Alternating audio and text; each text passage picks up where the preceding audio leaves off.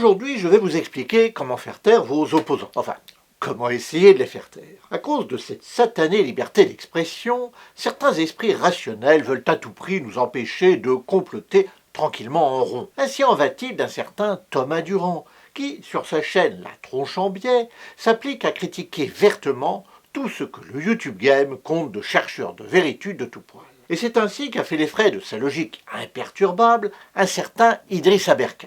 Depuis, c'est une grande histoire d'estime réciproque et d'amitié entre ces deux-là. De toi, je ne veux ni respect, ni excuse, et je ne veux surtout pas avoir ta vie un jour, mon Dieu, Jésus, Marie, Joseph. Et après avoir annoncé qu'il allait dévoiler une escroquerie internationale de grande ampleur, et menacer Thomas d'intenter contre lui 3 procès dans 3 pays différents, afin d'aller le faire croupir sur la paille humide des cachots, Oui, c'est comme ça. tout ça s'est enfin terminé devant le tribunal. Mais quel tribunal? Un tribunal correctionnel, seul compétent pour condamner l'importun Thomas Durand au séchoir? Pas du tout. Tout ceci s'est subitement dégonflé comme un blanc de baudruche. Et la seule chose qu'Aberkan a trouvée d'à peu près crédible devant un tribunal, c'est la concurrence déloyale.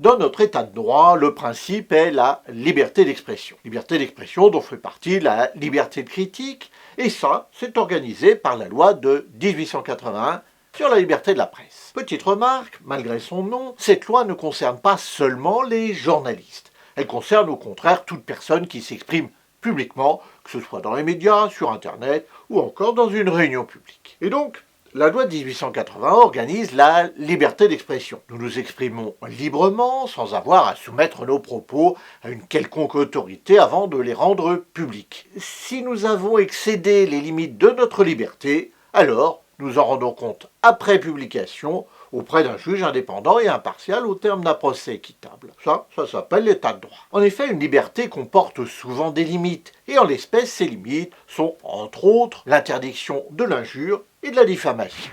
Il serait temps d'en venir aux faits, stagiaire. Oui, j'y viens, Tricotine, j'y viens. Et puis, je ne suis pas ton stagiaire.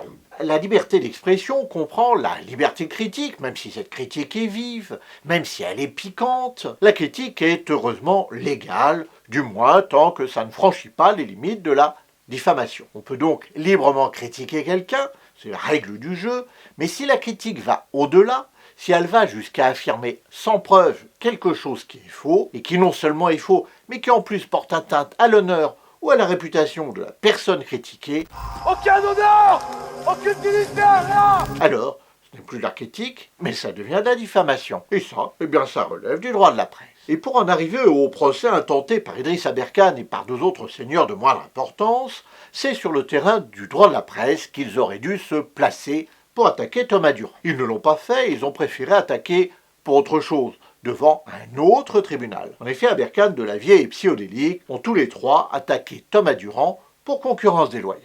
Alors, pourquoi ce pas de côté juridique? Eh bien, pour une raison bien simple. Même si la critique de Thomas Durand a été vive, Monsieur Idriss Aberkan raconte des sornettes monumentales. elle est restée dans les limites de ce que la liberté critique autorise. Apparemment, les divers éléments mis en lumière par Thomas ne prêtaient pas le flanc à une condamnation pénale pour diffamation, car j'imagine que si ces 3-là avaient eu la moindre possibilité, ils n'auraient évidemment pas hésité une seule seconde à poursuivre et à faire condamner Thomas pour ses propos. Seulement voilà, ce n'est pas le cas. Mais Idriss Aberkan s'était beaucoup avancé publiquement sur cette affaire. Il avait annoncé avec beaucoup de grandiloquence, avec beaucoup d'effets de manche, une enquête internationale, un gigantesque coup de filet dans les milieux zététiques, pour association de malfaiteurs, pour blanchiment de fausses informations, avec 3 procès dans 3 pays différents, etc. Mais rien ne venait. Oui, c'est comme ça. Alors, histoire de ne pas paraître se dégonfler complètement, et de donner à ce qui lui reste de ses soutiens l'impression de faire quand même quelque chose, il décide d'attaquer quand même Thomas Durand, afin d'avoir quand même quelque chose à annoncer. Et cette chose à annoncer, c'est un procès, mais un procès en concurrence déloyale. Alors, pourquoi avoir déplacé le conflit sur le terrain de la concurrence? Eh bien, pour une raison bien simple. Ce que le droit de la presse autorise, le droit de la concurrence l'interdit. Attends, Tricotine, j'explique. Il s'agit en quelque sorte d'une tentative de diversion. Puisque le droit de la presse est plutôt protecteur de la liberté d'expression et qu'il n'y avait guère de chance d'obtenir une condamnation de Thomas Durand sur ce terrain-là, l'avocat de nos trois larrons, l'inénarrable Fabrice Divisio, a essayé de déplacer le conflit sur un autre terrain juridique. Un autre terrain juridique, moins protecteur de la liberté d'expression, la concurrence déloyale, et plus précisément le dénigrement. En gros, ce qui est permis dans le cadre du droit de la presse devient interdit quand on rentre sur le terrain du droit commercial. J'explique. Le droit commercial apporte une exception à la liberté de critique dans le cas précis où il s'agit de deux commerçants placés en situation de concurrence. Il s'agit de l'interdiction du dénigrement. Dénigrer, c'est le fait pour un commerçant de tenter de noircir, de nier les qualités du produit ou du service d'un autre commerçant avec qui il est en concurrence. Quand y a-t-il dénigrement et quand y a-t-il diffamation? Je me méfie toujours quand Tricotine fait une intervention sérieuse. Je fais semblant de m'intéresser pour aider mon stagiaire. Je ne suis pas ton stagiaire. Néanmoins, la question de Tricotine est absolument excellente.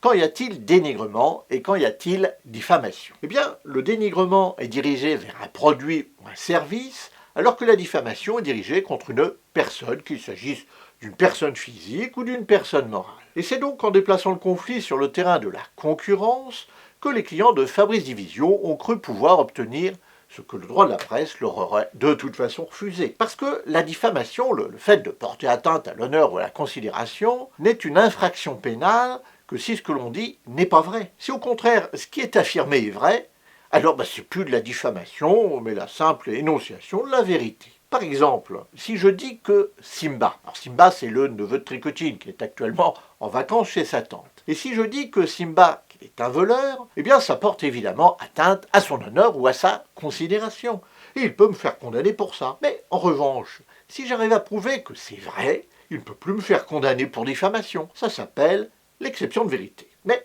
attention, l'exception de vérité est limitée à la diffamation. Il n'y a en revanche pas d'exception de vérité en matière de dénigrement. C'est-à-dire que même si ce qui est dit par le commerçant des produits ou des services de son concurrent est vrai, ça ne reste pas moins du dénigrement constitutif d'une concurrence déloyale. Et il peut être condamné à lui verser des dommages-intérêts à cause de ça. Et c'est ce qu'ont essayé de faire Idriss Aberkan, Psyolilic et Frédéric Delavier par l'intermédiaire de leur avocat Fabrice Divisio. Pour l'anecdote, Aberkan demandait quand même 1 million d'euros de dommages-intérêts à Thomas Durand. Oui, c'est comme ça. Et ça, eh bien ça s'appelle une procédure bâillon, c'est-à-dire une procédure bâillon destinée à faire taire un opposant. Seulement, le dénigrement, c'est un conflit entre commerçants. C'est d'ailleurs pourquoi ils ont attaqué devant le tribunal de commerce. Mais Thomas Durand n'est pas un commerçant. Le tribunal de commerce prend bien soin d'examiner la question. Le raisonnement des juges est le suivant. Un commerçant, c'est quelqu'un qui fait des actes de commerce et qui les fait à titre habituel. Un vulgarisateur scientifique comme Thomas, qui délivre sa propre pensée sur YouTube, eh bien il ne fait pas d'acte de commerce, même s'il tire une partie de ses revenus des annonces YouTube. Et le tribunal en tire logiquement la conclusion qui s'impose, il refuse de juger cette affaire, car juridiquement, il n'en a pas la compétence. Examiner sa compétence, c'est le premier réflexe de tout juge bien né. Avant toute chose, il doit d'abord se poser la question de sa propre compétence, et si l'affaire n'est pas de son ressort, eh bien, il doit refuser de juger, ce qu'a fait le tribunal. C'est comme si j'allais faire soigner mon stagiaire chez le vétérinaire. Alors que reste-t-il à faire pour Divisio et ses clients? On pourrait éventuellement recommencer à attaquer Thomas Durand sur le fondement de la responsabilité civile devant le tribunal compétent, qui est le tribunal judiciaire. Mais à mon avis, les chances de succès sont assez limitées. Ou alors, ils ont une autre solution. Ils peuvent suivre ce sage conseil: quand tu passes pour un rigolo, passe vite. N'oubliez pas qu'il y a un petit gag après le générique, comme d'habitude.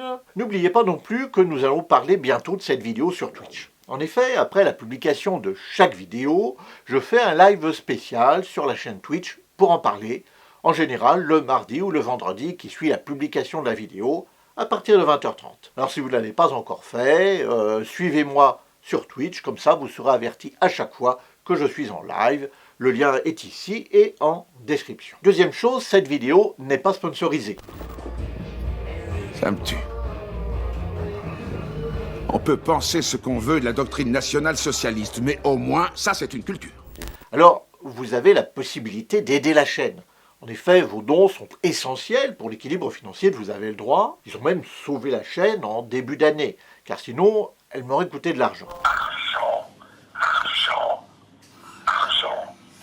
Argent. Mais je veux le fric pour moi. Je veux le fric pour jouir. En plus, de temps en temps, je fais des vidéos un petit peu plus ambitieuses, comme récemment ma vidéo d'1 heure sur le massacre de Maillet, qui a été publiée fin août. Elle a été la vidéo la plus coûteuse pour la chaîne depuis sa création. Elle a coûté à peu près 1000 €, elle en a rapporté moins de 200, je le savais d'ailleurs. L'objectif n'était pas de gagner de l'argent avec cette vidéo, mais de parler de quelque chose qui me tenait à cœur. Et donc, si vous le souhaitez, si vous le pouvez, vous pouvez faire un petit don à la chaîne, mais naturellement, ne le faites que si vous le pouvez, sans vous priver. Ben oui, sinon je vais être obligée de vendre l'eau de mon bain. Non, elle est repartie à raconter des bêtises. Puis si vous l'encouragez en rigolant, bah, ça n'arrêtera jamais. C'est une chaîne sérieuse ici. Il prend ça très à cœur, mon stagiaire. Ignorons-la. Et maintenant, je voudrais vous parler d'une chaîne que je regarde. Il s'agit de la chaîne Le Stratège Web. Le copain Sylvain vient de lancer un nouveau format que j'ai trouvé très sympathique. Et dans cette première vidéo, il nous parle d'un des pirates les plus célèbres de la jeune histoire de la sécurité informatique, Kevin Mitnick. Soit être un hacker encore plus vénère que lui, soit avoir un bon esprit critique. Vous l'aurez compris, je parle du roi des pirates. Je m'appelle Monkey D. Luffy. Et vous verrez, le roi des pirates, ce sera moi. Non, pas lui, je parle bien entendu de Kevin Mitnick.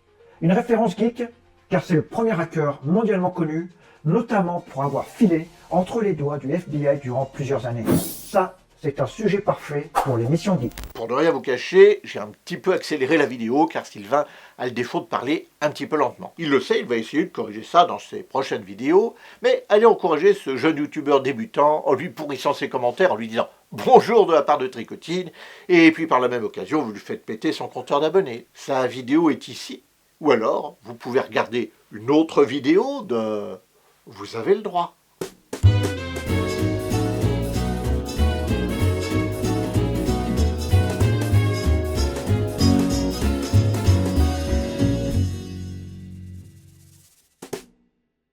Le premier degré, ce n'est pas que pour les brûlures.